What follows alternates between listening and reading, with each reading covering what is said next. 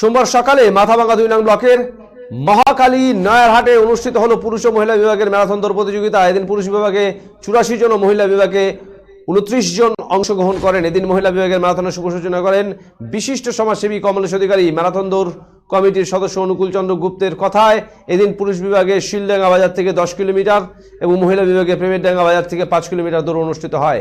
জানা গেছে প্রতিযোগিতার প্রথম, দ্বিতীয় সহ পঞ্চম পর্যন্ত পুরস্কার বিতরণ করা হবে।